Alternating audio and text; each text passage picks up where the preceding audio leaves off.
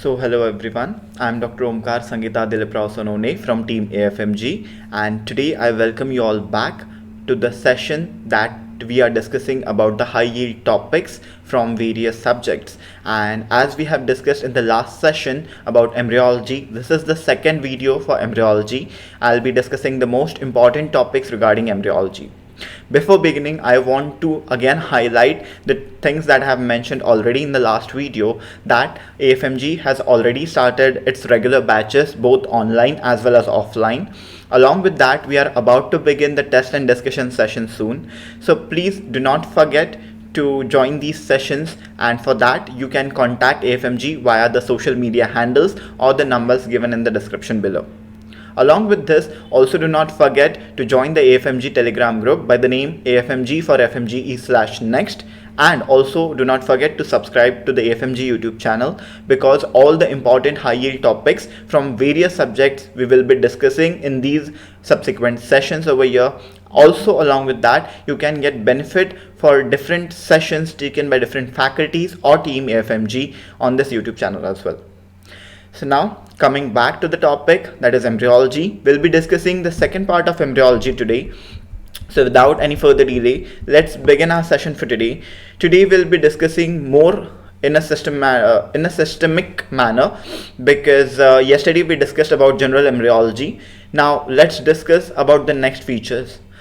So now I'll first of all start with the nervous system. As we discussed yesterday already in the last video about nervous system, that is whether the central nervous system or the peripheral nervous system, both of them are developed from the ectoderm. To be specific, from the neuroectoderm, right? As we discussed, the notochord, it stimulates the ectoderm to form the neural plate. After the neural plates are formed, that there is formation of the neural tube. And usually the formation of neural tube, usually it starts in the third week.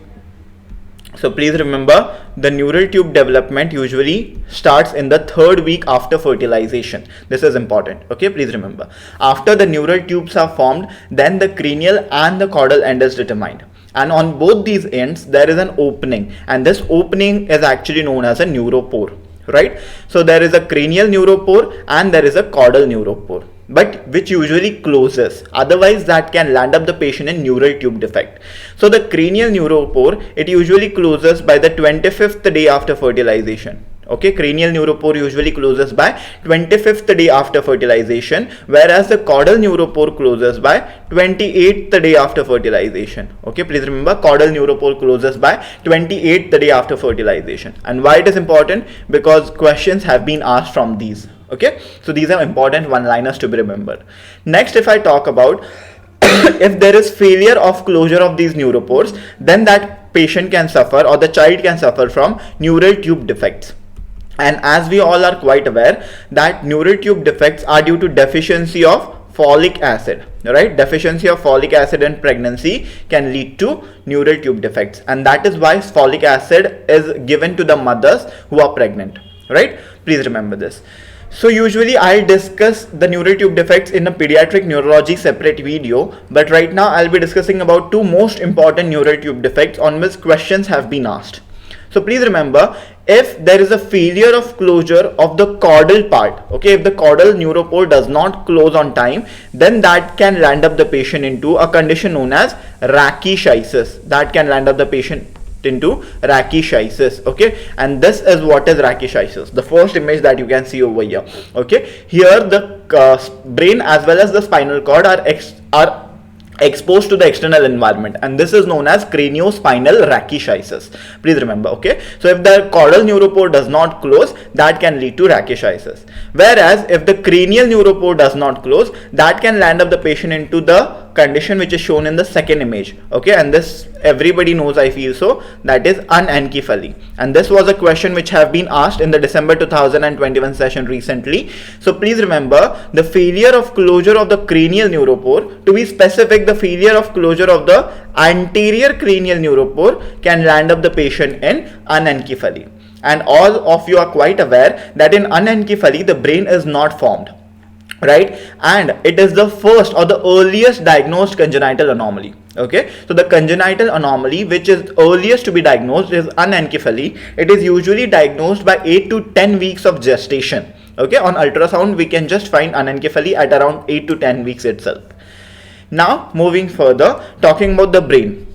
Usually the neural tube now, it develops into the 3 primary vesicles. Okay, these 3 primary brain vesicles are known as forebrain, also known as prosencephalon, midbrain, also known as mesencephalon, and hindbrain, also known as rhombencephalon. Right? Now each of these further develop into, let's see. So the forebrain or prosencephalon develops into telencephalon and the diencephalon. Okay, the telencephalon further develops into the olfactory lobes, the hippocampus, the cerebrum, that is your 2 cerebral hemispheres, and lastly your corpus striatum. Whereas the diencephalon, it further develops into the optic vesicle or the optic stalk, the epithalamus, that is your pineal gland, the thalamus, subthalamus, hypothalamus. Right? The midbrain or mesencephalon further develops into the midbrain directly. The hindbrain or rhombencephalon, it develops into metencephalon and myelencephalon. The metencephalon further goes and develop into cerebellum and the pons varoli, whereas the myelencephalon further goes and develop into medulla oblongata. Okay, so this is important to be remembered. Right? So 3 primary vesicles, then they develop into secondary vesicles of the brain. Okay, 5 secondary vesicles, and then they further into the various structures of the brain. Now moving further, talking about the kidney now. Questions on kidney embryology have been asked commonly, so please be sure about at least these 2 things. So first of all, there are 2 parts in the kidney. First is the secretory part, second is the collecting part. So the secretory parts of the kidney, these are usually your glomerulus, your Bowman's capsule, the proximal collecting tubule, the loop of Henle, and the distal collecting tubule. All of these are the secretory parts of the kidney, and usually these are developed from the metanephric blastema. So please remember, the secretory parts of the kidney are developed from the metanephric blastema. Okay, it is nothing but the mesoderm of the metanephros. Okay, it is the mesoderm of the metanephros from which the secretory kidney is developed. Now the collecting parts of the kidney, that is your collecting tubule, then your ducts of Bellini, the minor calyx, the major calyx, the renal pelvis, and finally the ureter. All of these are considered to be the collecting parts of kidney, which are developed from the ureteric bud. Okay, which are developed from the ureteric bud.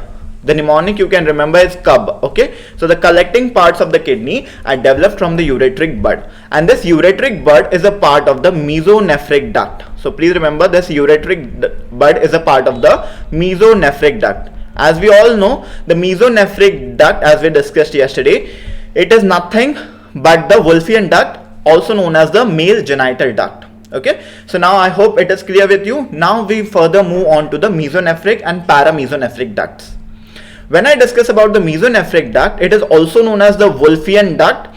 Okay, and also please remember, it is also known as the male genital duct, for the sole reason that it further develops into the male genitalia. Right? So mesonephric, Wolffian, or the male genital duct. Now it has some common derivatives. Okay, so the male genital duct further develops into these structures which are common to both males as well as females. Okay, so please remember, they can be remembered as PUT, where P goes for the posterior wall of the bladder. So please remember, P goes for the posterior wall of your urinary bladder. Then U goes for your ureteric bud. Okay, U goes for your ureteric bud, for which we have seen that the ureteric bud further develops into collecting parts of kidney. And lastly, T goes for the trigone of urinary bladder. T goes for the trigone, the central part of the urinary bladder. These are common to both males and females. But now there are some derivatives which are specific in males and in females. So please remember, in males, the mesonephric duct will further develop into the male genital organs like the epididymis, the vas deferens or the ductus deferens, the ejaculatory duct, right, the seminal vesicles, and the prostate gland. So please remember, in males, the mesonephric duct would further develop into epididymis, vas deferens, ejaculatory duct, seminal vesicles, and the prostate gland. Whereas in females, usually this Wolffian duct develops into a Gartner's duct. Usually it develops into the Gartner's duct, an appendix of the ovary. Okay, please remember this. And also in some rudimentary structures like the epiophoron and the paraophoron, which are present in the broad ligament of the uterus. Next, if I talk about the paramesonephric duct now. The paramesonephric duct, also known as the Mullerian duct, now this develops into female genital organs, and therefore by default it is called as the female genital duct. So please remember, paramesonephric or Mullerian duct is also known as female genital duct. In females, it will further develop into the female genital organs like the fallopian tube, next is the uterus, and third is the vagina. So please remember, Mullerian duct in females develops into fallopian tube, uterus and vagina. But please remember, only upper 2/3 part of the vagina. Now some books say it has the upper 2/3 part, some books say it has the upper 4/5 part.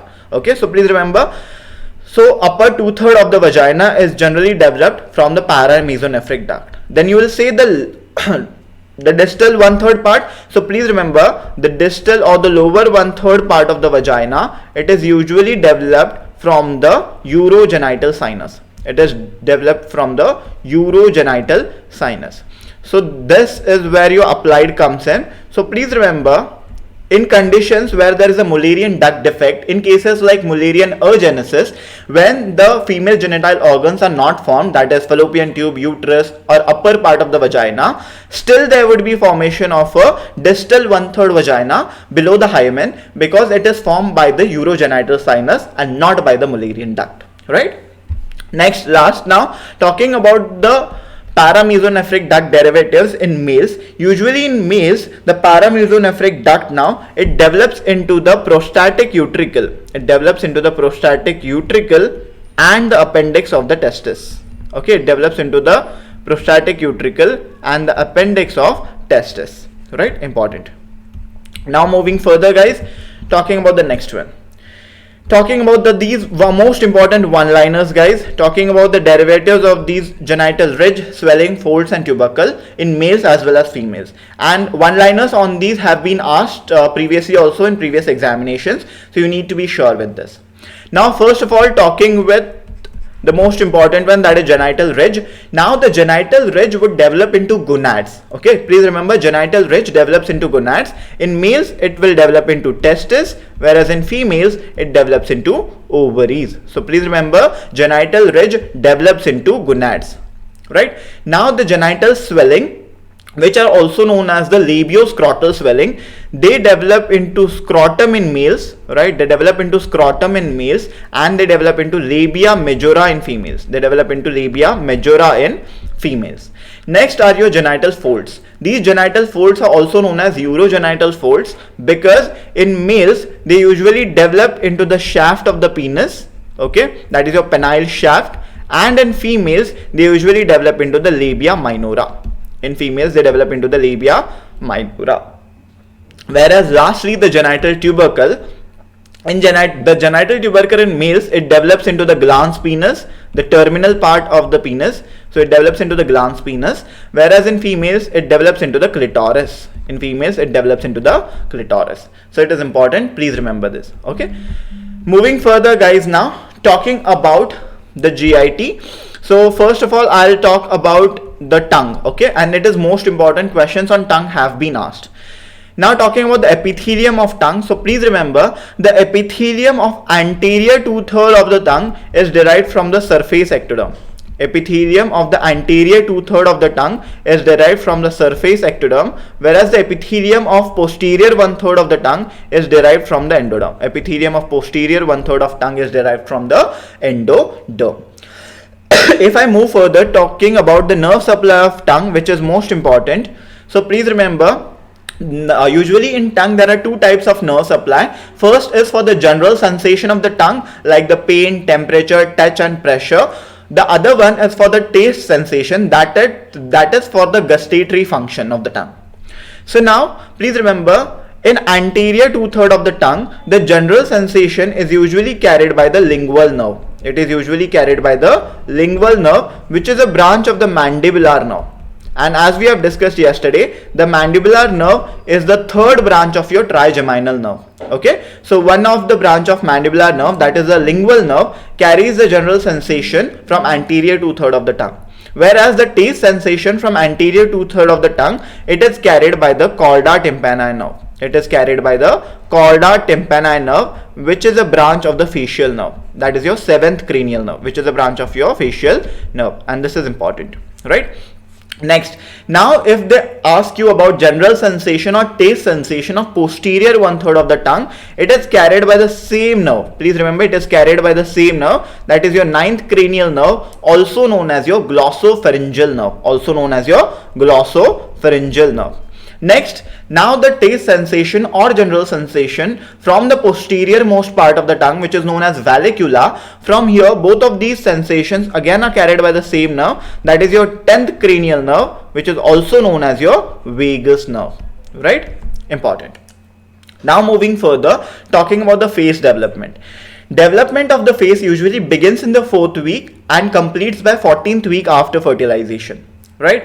Now, usually it is formed by various processes. A single frontonasal process, which usually forms the head and forehead and the root of the nose. Then there is a medial nasal process, a lateral nasal process, maxillary process, and the mandibular process. All of these together form the face, right? Now, but if there is failure of fusion of these processes together, that can lead to either a cleft lip or a cleft palate. Let's see. Okay, questions on these topics can be asked because they have asked you about anencephaly, and these questions are very common in NEET PG. So definitely they can ask you in FMGE as well. So please remember, if I talk about the midline cleft lip, okay, so the picture that is given below, this is for a midline cleft lip where there is failure of fusion. Okay, please remember, there is failure of fusion of two medial nasal processes. Okay, failure of fusion of medial nasal process. So the medial nasal process, it forms the philtrum and the central part of the upper lip. So if this medial nasal process does not fuse, it can lead to formation of a midline cleft lip. Okay, there can also be a upper lateral cleft lip, which is due to failure of fusion of the medial nasal process with the maxillary process. Okay, and there can also be a lower cleft lip, which is due to failure of fusion of two mandibular processes together, right? Please remember. Next, if I talk about the cleft palate, here you can see the image. Here you can see there is an abnormal connection or an aperture between the nasal cavity and the oral cavity due to a cleft palate.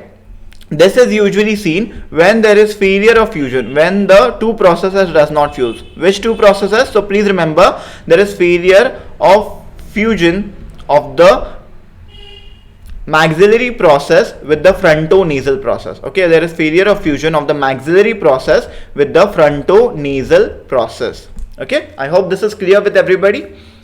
Moving further. Now talking about the CVS.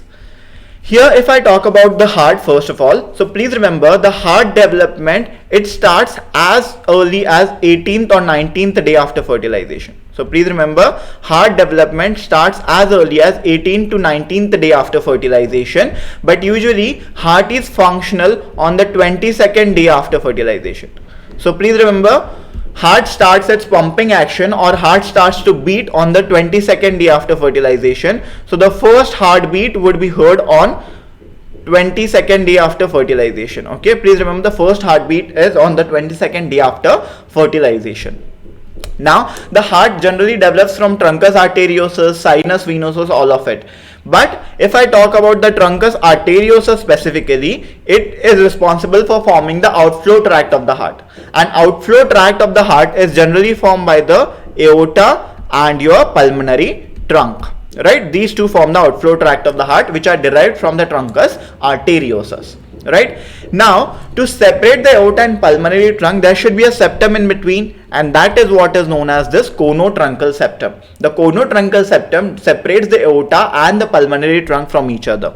But, so please remember, usually this conotruncal septum separates both of these aorta and the pulmonary trunk.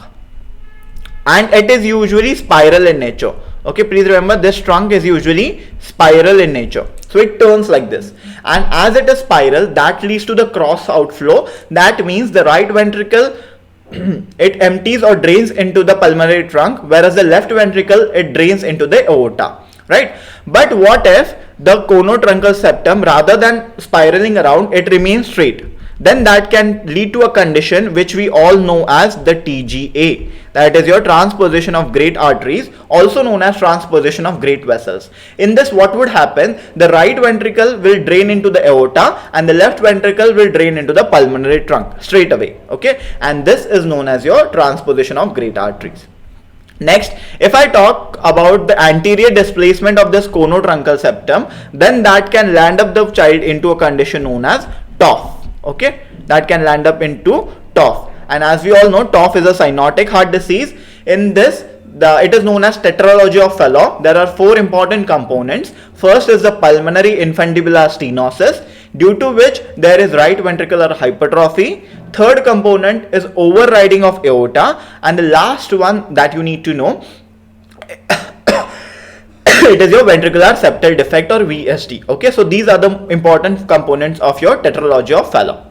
Next, if I talk about the CVS further, please remember guys, first of all, I feel before moving on, you need to know about the fetal circulation, and that's important. So please remember, the fetal circulation, as all of us are quite aware, is a bit different from the adult circulation, right? So the oxygenated blood to the fetus is brought in by the placenta, right? The placenta gives the blood supply, okay, and the oxygenated blood from the placenta is brought in by the umbilical vein. I hope all of us are quite aware that there only is a single umbilical vein, that is your left umbilical vein is present. The right umbilical vein, it obliterates usually, okay, and the left umbilical vein is left behind. This is the trick to remember, left umbilical vein is left behind, okay, that means only left umbilical vein, single umbilical vein is present, and 2 umbilical arteries are present, right and left, okay. So the vein carries the oxygenated blood to the fetus, and then this oxygenated blood, it mixes up with the inferior vena cava, in which there is a deoxygenated blood, right? Both of these mix together via a shunt known as the ductus venosus. The structure which is marked as 4 over here is known as your ductus venosus. So this is a connection between the umbilical vein and the inferior vena cava, okay. So this is the first shunt in a fetal circulation, that is ductus venosus. Here it is shown to pass via the liver, but please remember it bypasses the liver actually. Then the inferior vena cava will carry all this blood together, and the superior vena cava from above. They both of these structures drain into the right atrium. Now from right atrium, the blood would be sent to the left atrium, and some amount of blood would be sent to the right ventricle. Now this is the second shunt, okay, in the fetal circulation, that is from right atrium the blood is sent to the left atrium via the shunt known as foramen ovale, okay. It is only present in a fetus, okay, and it obliterates usually at birth, right? Next, now after the blood comes into the right ventricle and the left ventricle, it is pumped out of the heart, okay. From right ventricle it enters the pulmonary trunk, from left ventricle it enters the aorta. But now, as we all are quite aware that in fetus usually the lungs are non-functional, right? And as the lungs are non-functional, there is a high amount of resistance which is given by the lungs, okay, high amount of pulmonary resistance, and therefore the blood could not travel further from the pulmonary trunk. Rather, it goes into the aorta via a third shunt known as the ductus arteriosus, okay, third shunt known as ductus arteriosus, right? So there are 3 shunts in a fetus. First was your ductus venosus, second is your foramen ovale, and third is your third one is your ductus arteriosus, please remember. After that, the blood from aorta would be carried to the body and collected by the common iliac arteries together, and again sent via the umbilical arteries to the placenta, right? So this is the fetal circulation. Now let's discuss about this first of all.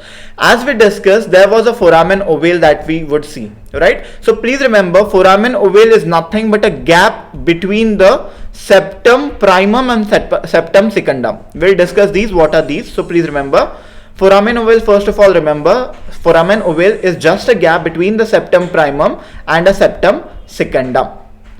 So please remember, now this septum primum, it is actually a septum which is between the interatrial wall, okay. So please remember, it separates both of the atria from each other, and this septum primum usually it is growing towards the atrioventricular cushion, okay, and it will finally fuse with the atrioventricular cushion. But before it fuses with the atrioventricular cushion, the opening that is left in between these is known as the ostium primum, which is known as the first opening, right? So please remember, ostium primum is nothing but a opening in the septum primum. It is nothing but opening in the septum primum. Then when the septum primum fuses, then also a second opening is left in between. Only a central opening is left in between, and this central opening is known as the ostium secundum. Okay, this is known as your ostium secundum. Okay, second opening in the septum primum itself, right? Now, please remember the septum secundum, it is just another septum which starts growing adjacent to the septum primum. Okay, and the gap in between is known as foramen ovale. Now, I hope it is pretty clear with everybody. Okay, and foramen ovale serves as a shunt in the fetal circulation. But after birth, what happens usually? The blood is sent to the lungs and it is received by the left atrium. Now the pressure in the left atrium rises, and as the pressure in the left atrium rises, it exerts pressure on this wall, and the septum primum and septum secundum fuse with each other. As they fuse with each other, this gap obliterates and the foramen ovale is closed. Okay, the foramen ovale closes usually, right? Please remember the septum primum leads to formation of the fossa ovalis afterwards. Okay, septum primum leads to formation of the fossa ovalis, right? Now, if I talk about the interventricular septum, the septum between the two ventricles, this interventricular septum usually has three parts. First is the muscular part. So the muscular part of interventricular septum is derived from the myocardium. Second is the membranous part. So the membranous part of interventricular septum is usually derived from the endocardial cushions, and last is the infundibular part. Okay, and this infundibular part of your interventricular septum is usually derived from the bulbar septum, right? Next, moving further to talking about the remnants. Now these shunts usually they are obliterated after birth, and there would be remnants of these structures now. So please remember the umbilical arteries. Okay, please remember the umbilical arteries usually after birth they are obliterated, and they lead to formation of the superior vesical artery which supplies the urinary bladder, the superior vesical artery. Okay, and there is also a formation of the median umbilical ligament. Okay, there is also a formation of the median umbilical ligament. So these are the two structures which are formed from the right and the left umbilical arteries after birth. Next, if I talk about the left umbilical vein. So usually please remember umbilical arteries, physiological closure occurs immediately after birth. As soon as birth happens, immediately after birth physiological closure occurs. But anatomical closure generally takes 2 to 3 months. Okay. Next, if I talk about the left umbilical vein, because that is the only vein that is left umbilical vein. So please remember this left umbilical vein that leads to formation of a ligamentum teres hepatis. Okay, that leads to formation of a ligamentum teres hepatis, right? Important. Next, the ductus venosus, which was a connection at the side level of the liver. So please remember this ductus venosus would lead to formation of a ligamentum venosum. This would lead to formation of a ligamentum venosum. Whereas the ductus arteriosus, which was a connection at the level of the aorta, this ductus arteriosus would lead to formation of a ligamentum arteriosum. This would lead to formation of a ligamentum arteriosum. Now, what if this ductus arteriosus is patent even after birth? So please remember, if the ductus arteriosus remains patent even after birth, that leads to a formation of again a cyanotic heart disease known as patent ductus arteriosus, PDA, right? And the patent ductus arteriosus is usually closed by indomethacin or ibuprofen like drugs, mostly ibuprofen nowadays. So that is the question that has been asked. Okay, so please remember this. Moving further now, talking about the next one, that is your subclavian artery. So please remember the subclavian artery, it is usually formed from the fourth pharyngeal artery. Second, it is also formed from the dorsal aorta and also from the seventh cervical intersegmental artery. Okay, these are the structures which forms the right subclavian artery. Okay, but what happens is usually the seventh cervical intersegmental artery, it remains, it does not disappear, and there is a formation of an abnormal or an aberrant right subclavian artery, and this right aberrant subclavian artery which is formed, it compresses the esophagus. Okay, it compresses the esophagus, and that can lead to dysphagia, inability to swallow, and this condition is known as dysphagia lusoria, which is treated surgically. Dysphagia lusoria. Okay, important question has been asked. Next, if I talk about the umbilical cord now, umbilical cord contents to be specific. So the umbilical cord has various contents in it. First is the vitreointestinal duct. So this vitreointestinal duct, also known as the omphalomesenteric duct, is a connection between the midgut and the umbilicus. Okay, it is connection between the midgut and the umbilicus. Next is your allantois. So allantois is nothing but it is just the outgrowth of your membranes. Okay, that is your allantois. And which this allantois afterwards it forms the urachus. A fibrous remnant of allantois is known as urachus. The next structure in umbilical cord is the left umbilical vein, a single umbilical vein, and right and left umbilical arteries. So two umbilical arteries. This is asked commonly, like how many umbilical vein and how many arteries are there. So one umbilical vein and two umbilical arteries are present. And lastly, there is a Wharton's jelly. Right. So all of these structures are present in the umbilical cord. I'll tell you the applied aspect of umbilical cord also. We'll discuss it in the next slide. Then talking about the gut first of all. As you all are quite aware, the gut or the gastrointestinal tract, it generally develops from the endoderm. Right?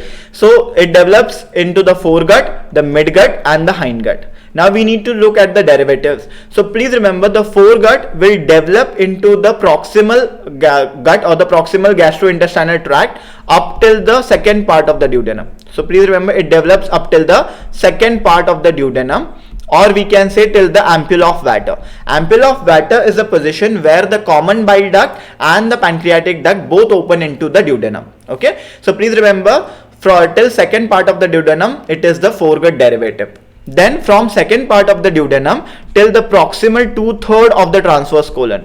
Till the proximal 2/3 of the transverse colon, it is developed from the midgut. Next, talking about the hindgut, please remember from the distal 1/3 of the transverse colon, up to the anal canal, it is developed from the hindgut. Now they have been asking you about the arterial supply of all these gut, and that is important also to remember. Please remember the foregut is usually supplied by the celiac trunk. And this celiac trunk, they ask you where it arises from. So please remember celiac trunk arises from the aorta at the level of T12 vertebra, that is your 12th thoracic vertebra. So they have asked both of these questions. So please remember foregut is supplied by celiac trunk and it arises from aorta at T12. Next, the midgut is supplied by the superior mesenteric artery. Which arises from the aorta at the level of L1. Whereas the hindgut is supplied by the inferior mesenteric artery. Okay, hindgut is supplied by inferior mesenteric artery, which arises from the aorta at the level of L2, which arises from the level of aorta at the level of L3. Okay, please remember this. Next, if I talk about the esophageal development. Now if I talk about the foregut, usually this foregut develops into the esophagus posteriorly and the trachea anteriorly. Okay, so please remember this is how the foregut develops into the esophagus and the trachea. So please remember the esophagus is developed posteriorly and the trachea is developed anteriorly. Okay, and in between these there is a septum which is formed. Okay, so please remember if there is abnormal formation of this septum, that can lead to a congenital anomaly. Okay, so please remember if there is a posterior displacement of the septum, then there would be no formation of the esophagus, and this is what is called as the esophageal atresia. So please remember posterior displacement of the tracheoesophageal septum would lead to formation of esophageal atresia, which is a congenital anomaly. Next, now the anterior part, which is actually protruding as the respiratory diverticulum, it further develops into trachea, your bronchus and lungs finally. Okay, so now what if there is an abnormal connection which still persists in the esophagus and the trachea? That can lead to formation of a tracheoesophageal fistula. Okay, so please remember that will land up the patient in a tracheoesophageal fistula, and both of these anomalies, they coexist together most of the times, esophageal atresia and the tracheoesophageal fistula. This is seen when the tracheoesophageal septum is not formed properly. Okay, tracheoesophageal septum is not formed properly, then it can lead to a fistula. Right, I hope this is pretty clear now. Moving further guys, now talking about the applied aspects of the umbilical contents. Now, first of all, we already know that the umbilicus contains a vitellointestinal duct, also known as the omphalomesenteric duct. But what if the some part of this vitellointestinal duct is still persistent even after birth? Usually this should obliterate at birth, right? But if some part of it is persistent even after birth, that can lead to a outpouching, and this outpouching is known as Meckel's diverticulum, right? This outpouching is known as a diverticulum known as Meckel's diverticulum, which is the most common congenital diverticulum. Okay, please remember, it is the most common congenital diverticulum. It is a very important topic from surgery. It is due to persistence of vitellointestinal duct. Then what if all the entire vitellointestinal duct persists after birth? Okay, please remember, all the vitellointestinal duct persist after birth, then that can lead to formation of a fistula, abnormal connection between two organs. That can lead to a formation of a vitelline fistula. That leads to a formation of a vitelline fistula. Right, please remember. And this vitelline fistula is a connection from the midgut till the umbilicus, and therefore usually it presents as feces at the umbilicus. It usually, the mother will bring the child and would complain that the child releases feces at the level of umbilicus itself. Okay, this is the most common presentation which have been asked in questions commonly. Next, I spoke about the allantois was also a content of the umbilical cord. So this allantois usually gives a fibrous remnant after it obliterates, and this is known as urachus. But what if the urachus remains patent? Okay, there is still a connection of the urachus. So please remember, if there is still a connection of the urachus with the umbilicus, then that can lead to a urachus fistula. That can land up the child in urachus fistula, and this time it would lead to urine at the umbilicus. Okay, the child will present with urine at the umbilicus. So this was the question in recent December 2021 session, guys. Please remember, urachus fistula se question pucha gaya tha, and previously question was asked on the vitelline fistula also. So these are important things. Next, if I talk about two more important anomalies at the level of umbilicus, first one that you can see in this first picture A, that is your omphalocele. So please remember, usually before birth there is a physiological hernia. That means some abdominal contents usually protrude or herniate into the umbilical cord, but they again reposit back by itself. Okay, this is known as a physiological hernia. But if this physiological hernia persists even after birth, that can lead to this omphalocele. But here you can see the abdominal contents are protruding into this hernia, but there is a sac intact. Okay, so a peritoneal sac is present in cases of omphalocele. Okay, and the contents can vary. It can be even liver, intestine, or any other abdominal organ. Okay, on the other hand, if we compare it with the another picture, that is B, here this condition is known as gastroschisis. Here please remember, the peritoneal sac is absent. Okay, the peritoneal sac is not present, and here mostly the contents would be intestine, not any of the other abdominal organs. And the second important thing that you need to remember, omphalocele usually protrudes from the midline of the umbilicus, whereas the gastroschisis, it is not from the umbilicus, rather it is from the para-umbilical position, or we can say the paramedian position, right? So these are the important two difference between omphalocele and a gastroschisis. Moving further with this, we come to an end of this session, guys. I hope it was a bit informative for you, and please remember, at least these are the most important points you need to remember about embryology. Other points are also important, but please remember, these questions have been usually asked, so these you cannot forget at any cost. So at least try to remember these many points. Okay, so with this, I'll meet you in the next session. Mostly we have a pharmacology test and discussion on 23rd of January. Do not forget to join that session also.